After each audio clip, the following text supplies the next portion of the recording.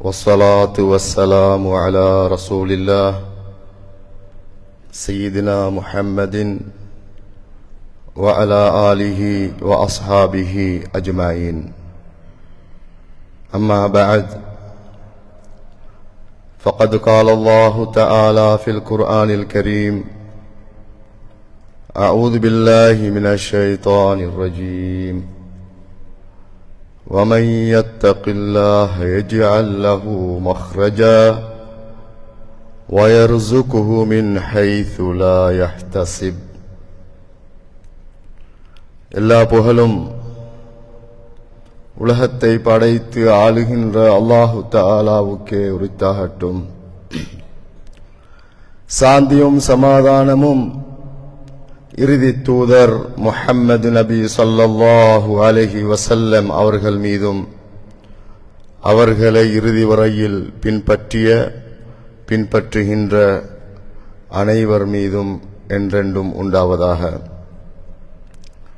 அல்லாஹு தஆலாவின் கட்டளையை ஏற்று அவனது மாளிகையாம் புனித பள்ளிவாசலில் நேர காலத்தோடு அமர்ந்திருக்கின்ற அல்லாஹுடைய நல்லடியார்களே, இஸ்லாமிய சகோதரர்களே, அல்லாஹு தஆலா எவைகளை கட்டளையிட்டிருக்கிறானோ அவைகளை முற்றுமுழுதாக எடுத்து நடக்கும்படியும், எவைகளை செய்யக்கூடாது என தடுத்திருக்கிறானோ அவைகளை தவிர்ந்து கொள்ளுமாறும் முதலில் எனக்கும் இரண்டாவதாக உங்களுக்கும் வசியத்தை செய்கின்றேன். அன்பிற்குரிய சகோதரர்களே,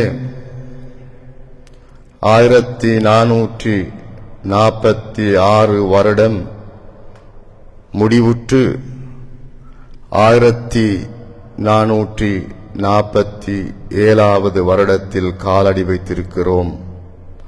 ஹிஜ்ரி வருடம். ஹிஜ்ரத் என சொல்கிற போது நாம் அடிக்கடி அல்லது வருடத்தில் ஒரு முறையாவது ரசூலுல்லாஹ்வுடைய அந்த ஹிஜ்ரத் பயணம் செய்த வரலாறுகளை நாம் அடிக்கடி கேட்கிறோம். அது பேசுவதற்கும் கேட்பதற்கும் ஒரு சாதாரணமான ஒரு விடயமாக இருந்தாலும், அந்த நபிகளாரும் சஹாபாக்களும் எந்த அளவுக்கு சொல்லனா துயரங்களையும் துன்பங்களையும் அனுபவித்திருப்பார்கள் என்பது பற்றி ஒரு கணம் சிந்திக்க கடமைப்பட்டிருக்கிறோம். அன்பிற்குரிய சகோதரர்களே, அல்லாஹு தஆலா நபிகள் நாயகம் ஸல்லல்லாஹு அலைஹி வஸல்லம் அவர்களை அனுப்பி மக்களை இறைவன் பக்கம், அல்லாஹ்வின் பக்கம் அழைக்குமாறு கட்டளையிடுகிறான். நாயகம் ஸல்லல்லாஹு அலைஹி வஸல்லம் அவர்களும் முதல் 3 வருடங்களாக அத்-தஅவத்து சிர்ரியா, இரகசியமான முறையில் மக்களை இறைவன் பக்கம் அழைக்கிறார்கள். காரணம், ரசூலுல்லாஹ் அல்லாஹ்வை சொல்கிற போது அல்லாஹ்வை தவிர்த்து வேறு இறைவன் கிடையாது என சொல்கிற போது நாயகம் ஸல்லல்லாஹு அலைஹி வஸல்லம் அவர்கள் எதிர்நோக்கிய பிரச்சனைகள். எனவேதான் முதல் 3 வருடங்களும் அவர்கள் இரகசியமாக அந்த பணியை செய்ய வேண்டியிருந்தது.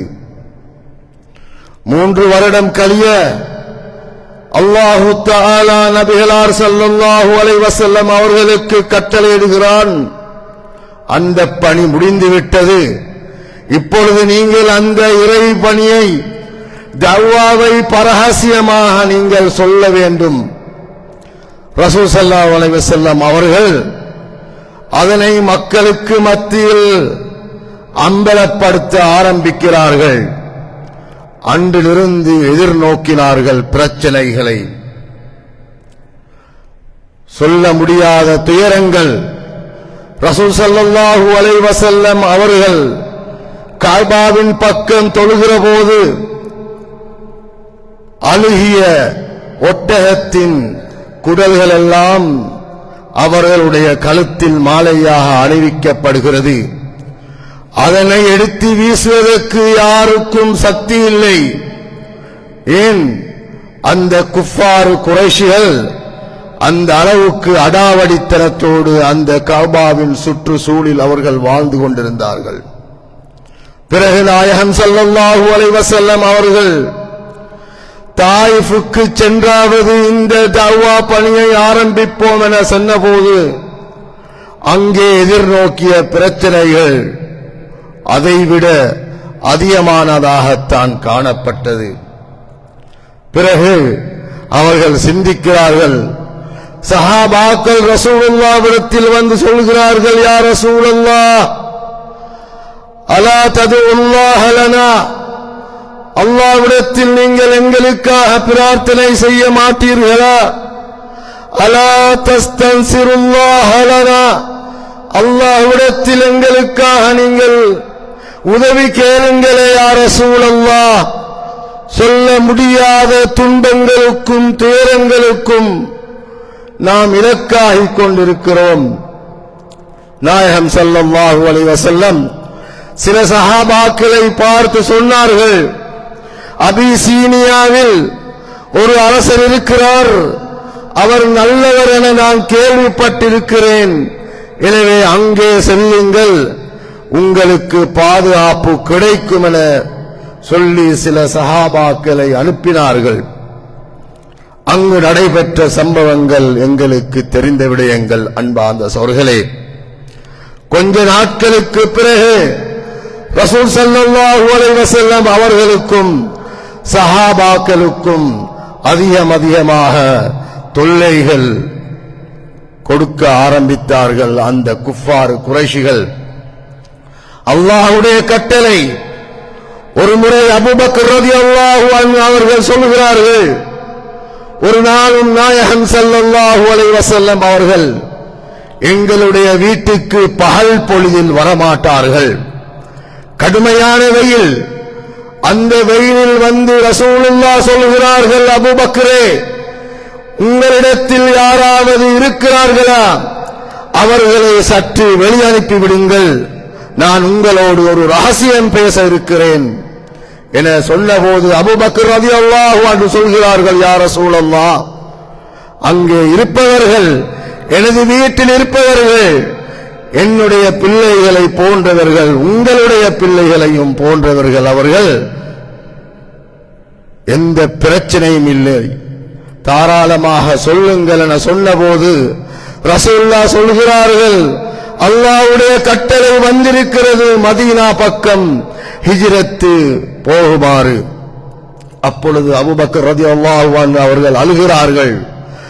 அழுதுவிட்டு சொன்னார்கள், அஸ்ஸஹ்பத யா ரசூலல்லாஹ், யா ரசூலல்லாஹ், நானும் உங்களோடு வந்து கொள்கிறேன், உங்களுக்கு நான் உதவியாக உறுதுணையாக இருந்து கொள்கிறேன் யா ரசூலல்லாஹ் என ரசூலுல்லாஹ்விடத்தில் சொன்னபோது ரசூல் ஸல்லல்லாஹு அலைஹி வஸல்லம், நஅம், ஆம் அபூபக்கரே, நீங்கள் என்னோடு தான் வர வேண்டும் என சொன்னார்கள். அன்பார்ந்த சகோதரர்களே, அந்த பயணம் தொடர்கிறது.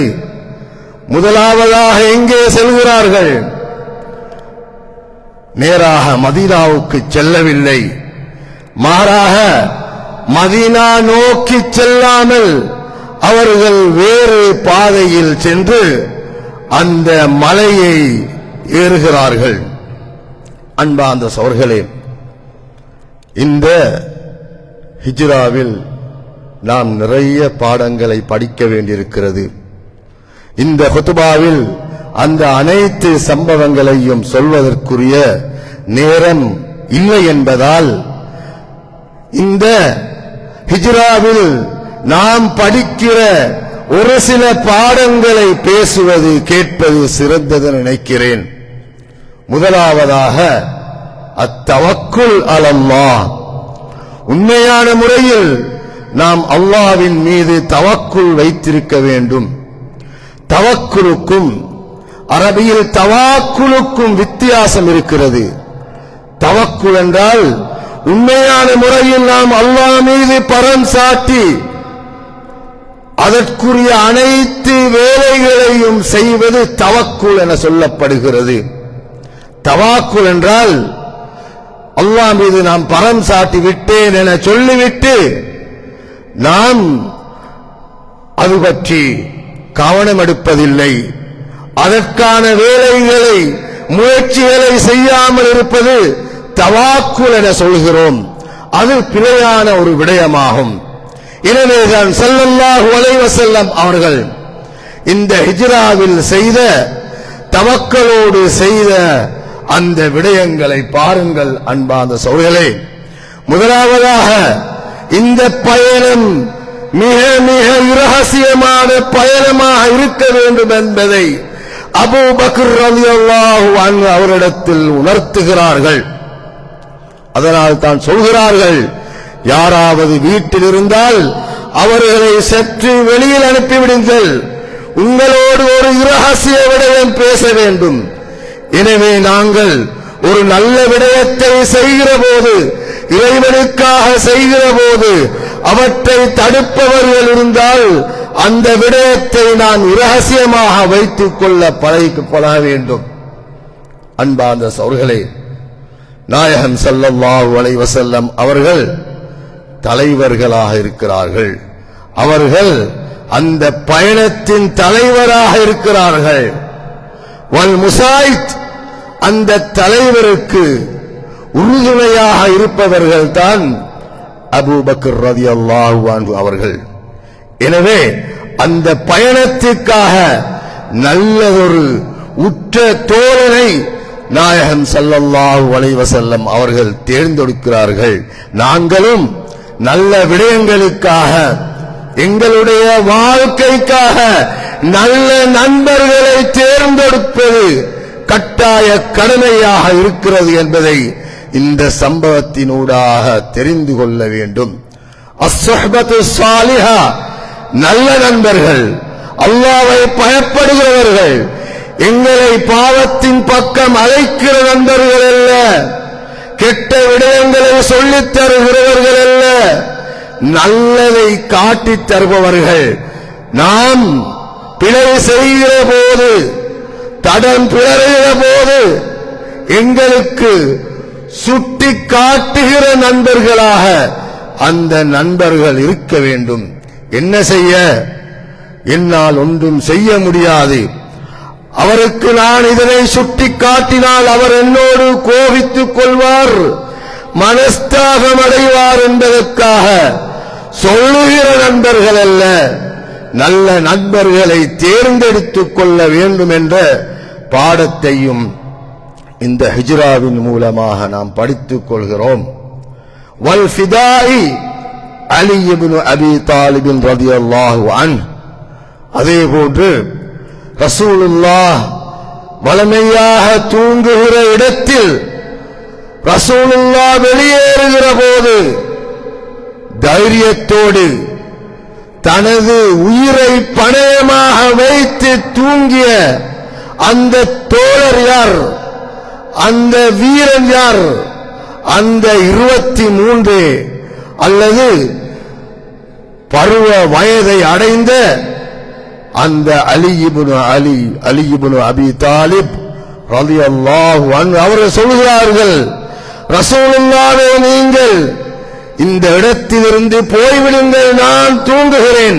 ரசூலுல்லாஹ்வுடைய போர்வையை போர்த்திக் கொண்டு அவர்கள் தூங்குகிறார்கள்.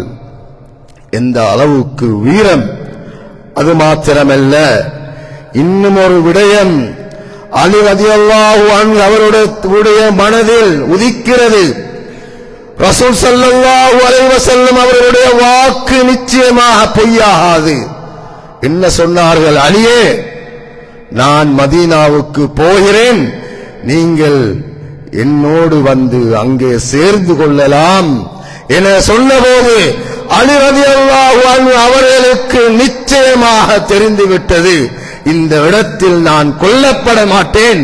ரசூல் ஸல்லல்லாஹு அலைஹி வஸல்லம் அவர்களுடைய வாக்கு, நீங்கள் என்னோடு மதீனாவுக்கு வந்து சேர்ந்து கொள்வீர்கள் என்று சொன்னதை அவர்கள் பூரணமாக நம்பினார்கள். அன்பார்ந்த சகோதரர்களே, அதே போன்று வத்தம்வீன், ரசூலுல்லாஹ்வுக்கு சாப்பாட்டு உதவிகளை செய்பவர்கள் யார்?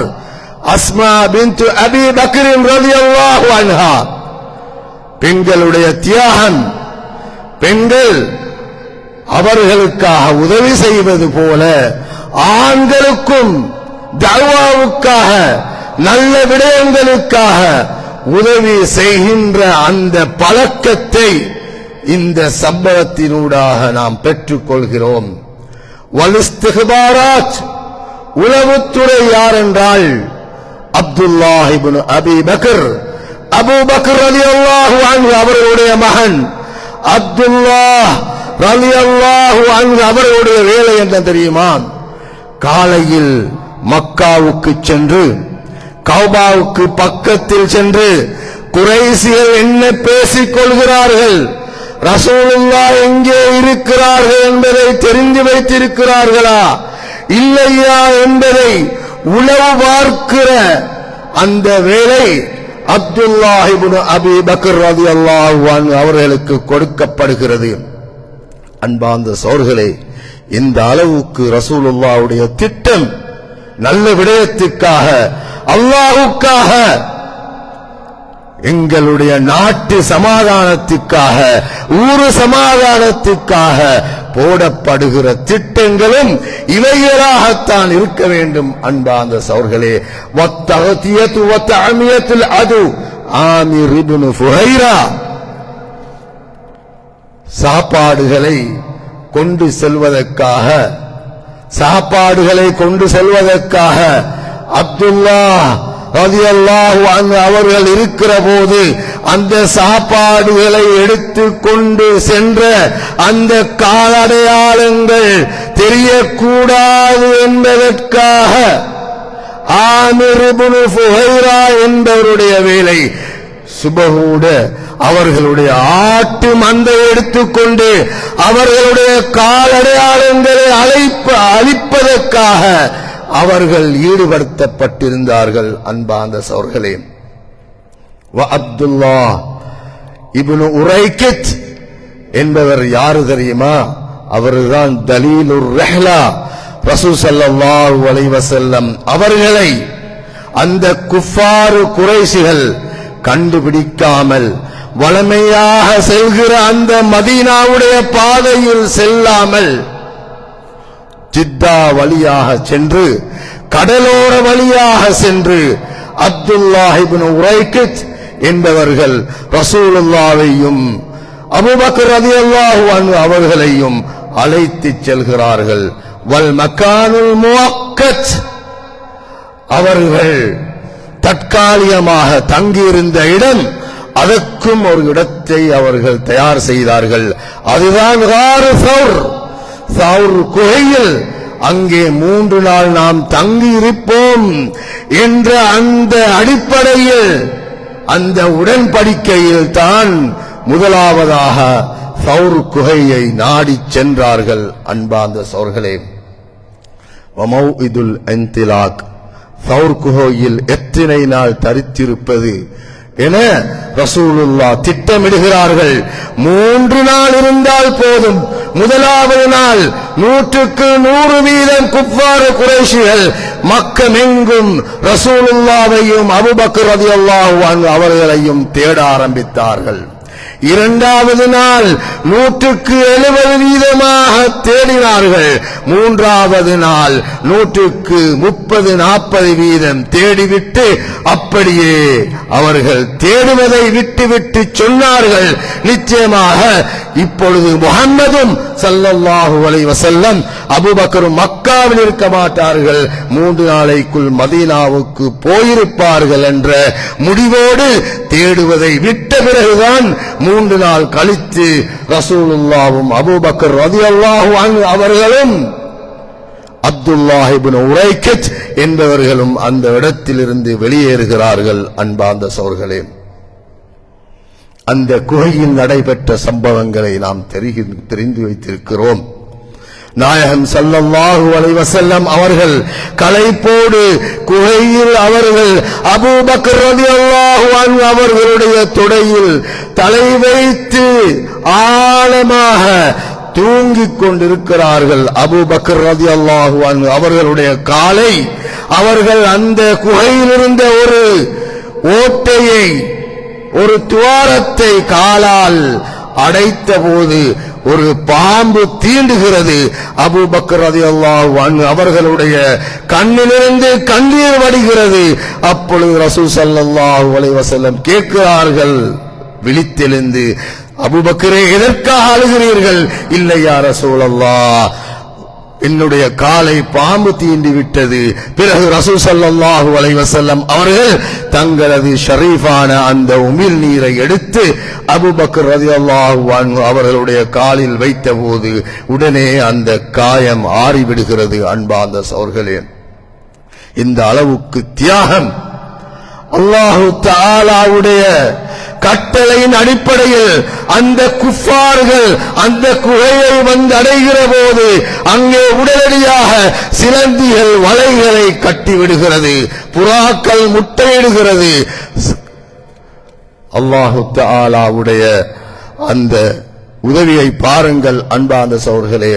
வமன் யதவக்கல் அலல்லாஹி ஃபஹுவ ஹஸ்பு, எவர்கள் அல்லாஹ் மீது பரம் சாட்டி இருக்கிறானோ நிச்சயமாக அல்லாஹு தஆலா அவர்களை பாதுகாக்கிறான். அல்லாஹ்வுடைய உதவி போதுமானது என்பதற்கு இது ஒரு பெரிய ஒரு ஆதாரமாக இருக்கிறது. அன்பார்ந்த சகோதரர்களே, இரண்டாவது படிப்பினையை சொல்கிறேன் அன்பிற்குரிய சகோதரர்களே. அஸ்ஸப்ரு வல் யகீன் தரீகுன் நஸ்ரி வத் தம்கீன், பொறுமை என்பது பொறுமையினூடாக வெற்றி கிடைக்கிறது. அன்பார்ந்த சகோதரர்களே, பிரச்சனைகள் வருகிற போது நாம் கவலைப்பட்டுக் கொண்டு சஞ்சலப்பட்டுக் கொண்டு யாரையெல்லாம் திட்டிக் கொண்டு அல்லாஹ் பாதுகாக்க வேண்டும். மார்க்கம் இல்லாதவர்கள் இறைவனை கூட திட்டுகிறார்கள். அல்லாஹு தஆலா சோதனைகளை கொடுக்கிற போது, எனவே இது இஸ்லாத்துடைய வழிமுறைகள் அல்ல. அஹஸிபன் நாசு அய்யுத்ரகு அய்யகூலு ஆமன்னா வஹும் லா யுஃப்தனூன். அல்லாஹ் கேட்கிறான், மனிதர்கள் நினைத்துக் கொண்டிருக்கிறார்களா அவர்கள் ஈமான் கொண்டதற்காக இஸ்லாத்தை ஏற்றதற்காக இஸ்லாத்தின் அடிப்படையில் வாழ்ந்ததற்காக கவனித்துக் கொள்ளுங்கள். அன்பார்ந்த சகோதரர்களே, முஸ்லிம்களாக இருந்ததற்காக அல்ல, முஸ்லிம்களாக உண்மையான முஸ்லிம்களாக முஃமினாக வாழ்ந்ததனால் பிரச்சனைகள் வராத நினைத்துக் கொண்டிருக்கிறார்களா என அல்லாஹு தஆலா கேட்கிறான். வலகத் ஃபதன்னல்லதீன மின் கப்லிஹிம், இதற்கு முன்னர் வாழ்ந்தவர்களை நாம் நிச்சயமாக நாம் சோதித்தோம் என அல்லாஹு தஆலா அல் குர்ஆனில் குறிப்பிடுகிறான். நபிமார்களை அல்லாஹு தஆலா சோதிக்கவில்லையா? அன்பார்ந்த சகோதரர்களே, அல்லாஹு தஆலா நல்லவர்களை சோதிக்கவில்லையா? சாலிஹானவர்களை சோதிக்கவில்லையா? அஷத்துன் நாசி பலாஅன் அல் அன்பியா. ரசூல் ஸல்லல்லாஹு அலைஹி வஸல்லம் சொன்னார்களே, அதிகமாக சோதனைகள் யாருக்கு வருகிறது என்றால் நபிமார்களுக்கு தான் வரும். சும்மல் அம்ஸல் ஃபல் அம்ஸல், பிறகு யாரெல்லாம் அந்த நபிமார்களை பின்பற்றுகிறார்களோ அவர்களுக்கு தான் அதிகமாக சோதனை வருகிறது என நாயகம் ஸல்லல்லாஹு அலைஹி வஸல்லம் அவர்கள் குறிப்பிட்டார்கள். அன்பார்ந்த சகோதரர்களே, அந்த குகையில் இருக்கும் போது அபூபக்கர் ரலியல்லாஹு அன்ஹு அவர்கள் சொல்கிறார்கள், யா ரசூலல்லாஹ், அந்த குஃபார்கள் பக்கத்தில் வந்திருக்கிறார்கள். அவர்கள் கொஞ்சம் குனிந்து பார்த்தால் எங்களுடைய கால்கள் தெரியும், எங்களை பிடித்து கொலை செய்து விடுவார்களே என கேட்டபோது ரசூல் ஸல்லல்லாஹு அலைஹி வஸல்லம் என்ன சொன்னார்கள்? யா அபூபக்கர், மா ظنك بِاثْنَيْنِ اللَّهُ ثَالِثُهُمَا. அபூபக்கரே, நீங்க என்ன நினைக்கிறீர்கள்? எங்களோடு அல்லாஹ்வும் இருக்கிறான், அல்லாஹ்வும் இருக்கிறான், நாங்க இருவரும் மாத்திரமல்ல, அல்லாஹ்வும் இருக்கிறான். எனவே நீங்கள் பொறுமையாக இருந்து கொள்ளுங்கள். இது பற்றி குர்ஆனுடைய வசனம் இறங்குகிறது, இல்லா தன்சுருஹு ஃபகத் நஸரஹுல்லாஹ். தஃப்ஸீர் இல்லம் தன்சுருஹு, நீங்க ரசூலுல்லாஹ்வுக்கும் அபூபக்கர் ரலியல்லாஹு அன்ஹு அவர்களுக்கும் உதவி செய்யாவிட்டாலும் அல்லாஹ் உதவி செய்கிறான். இது அக்ரஜஹுல் லதீன கஃபரு தானிய ஸ்னைனி, இரண்டு பேர்களாக காஃபிர்கள் அவர்களை மக்காவிலிருந்து வெளியேற்றுகிறார்கள். இது ஹுமா ஃபில் கார், ரெண்டு பேரும் குகையில் இருக்கிற போது, இது யகூனு லி சாஹிபிஹி லா தஹஸன் இன்னல்லாஹ மஅனா, அபூபக்கரே கவலைப்பட வேண்டாம், அல்லாஹு தஆலா எங்களோடு இருக்கிறான் என்ற அந்த குர்ஆன் வசனம் இறங்குகிறது. அன்பார்ந்த சகோதரர்களே, இந்த அளவுக்கு அல்லாஹ்வுடைய உதவி வருகிறது எப்பொழுது நாங்கள் பொறுமையாக இருக்கிற போது, அல்லாஹ் மீது தவக்கல் வைக்கிற போது நிச்சயமாக அல்லாஹு தஆலா எங்களுக்கு உதவி செய்கிறான் என்பதை இந்த வரலாறுடாக நாம் படித்துக் கொள்கிறோம். அன்பார்ந்த சகோதரர்களே, நிறைய அற்புதங்களை அல்லாஹு தஆலா நாயகம் ஸல்லல்லாஹு அலைஹி வஸல்லம் அவர்களுக்கு இந்த பயணத்தில் கொடுக்கிறான். அன்பார்ந்த சகோதரர்களே, ஏற்கனவே குறிப்பிட்டது போல அந்த சிலந்தி வலை பின்னல் செய்கிறது. அதே போன்று புறாக்கள் அந்த குகையுடைய வாயிலே முட்டையிடுகிறது. அதே போன்றுதான் சுராக்கத் இப்னு மாலிக் என்ற அந்த குறைஷி வீரன் என்ன செய்கிறான் என்றால், அங்கே குறைஷி குஃபார்கள் தலைவர்கள் பகிரங்க அறிவித்தல் விடுக்கிறார்கள். யாராவது முஹம்மத் ஸல்லல்லாஹு அலைஹி வஸல்லம் அவர்களுடையவும் அபூபக்கர் ரலியல்லாஹு அன்ஹு அவர்களுடையவும் தலையை எடுத்து வந்தால் அவர்களுக்கு 100 ஒட்டகைகள் கொடுப்பேன் என்ற பரிசை அவர்கள் பிரகடனப்படுத்திய போது, சுராக்கத் இப்னு மாலிக் என்பவன் அவன் மிக அதற்கு தகுதியான மிக பலமான வீரனாக இருந்தான். உடனடியாக என்ன செய்கிறான் என்றால், ஒரு வீரமாக செல்கிற குதிரையும் கூரிய வாளையும் எடுத்துச் செல்கிறான் மதீனா வழியாக. அங்கிருந்து யாரோ பயணிகள் வருவதை பார்த்தபோது சுராக்கத் இப்னு மாலிக் கேட்கிறார், இங்கே யாராவது போவதை பார்த்தீர்களா? ஆம் சொல்கிறார்கள். 2 பேர் போகிறார்கள்.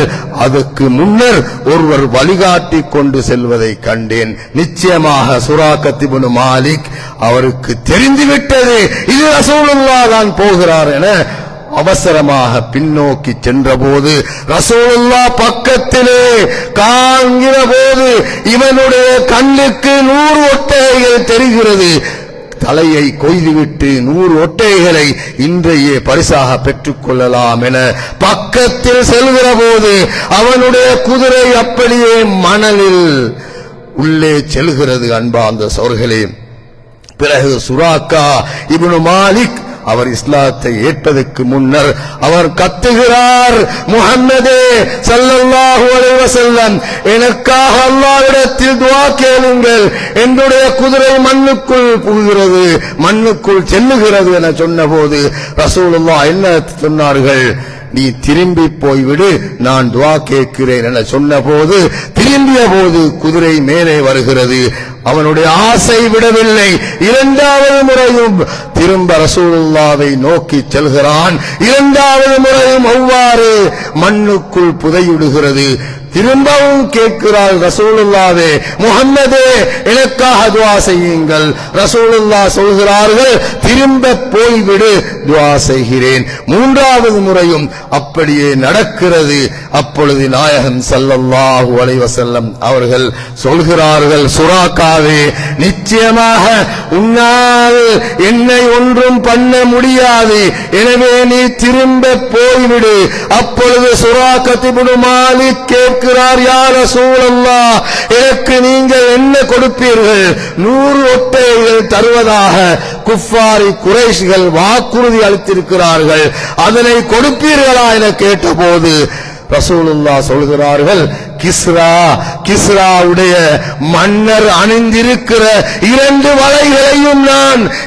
வளையல்களையும் நான் உங்களுக்கு பரிசாக கொடுக்கிறேன் என சொன்னபோது சுராக்கத் இப்னு மாலிக் அவர்கள் ஆச்சரியப்படுகிறார்கள். இவர் என்ன சொல்கிறார்? இவர் வெறுமனே இந்த பாலைவனத்துக்குள்ள ஒட்டகத்தோடு இருந்து கொண்டு கிஸ்ரா ஆட்சியை பற்றி சொல்கிறார். அந்த ஆட்சியை கவிழ்ப்போம், அந்த ஆட்சி செய்கிற மன்னனுடைய அந்த வளையல்களை உனக்கு பரிசாக தருவேன் என கூட சொல்வதற்கு இவர் யார் என அப்படியே கேட்டுவிட்டு பிறகு ரசூல் ஸல்லல்லாஹு அலைஹி வஸல்லம் பிறகு எழுதி கொடுக்கிறார்கள், நிச்சயமாக அது உங்களுக்கு கிடைக்கும். பிறகு உமர் ரலியல்லாஹு அன்ஹு அவர்களுடைய ஆட்சியின் போது கிஸ்ரா கைப்பற்றப்படுகிறது. அந்த வளையல் இரண்டும் உமர் ரலியல்லாஹு அன்ஹு அவர்கள் முன்னிலையில் போடப்பட்ட போது அவர்கள் கேட்கிறார், சுராகத் இப்னு மாலிக் ரலியல்லாஹு அன்ஹு அவர்கள் எங்கே வாருங்கள், இதோ உங்களுடைய ரசூலுல்லாஹ் வாக்குறுதி அளித்த அந்த இரண்டு வளையல்களும் இருக்கிறது, அதனை அணிந்து கொள்ளுங்கள் என அவர்கள் குறிப்பிடுகிறார்கள். நிறைய அற்புதங்கள்.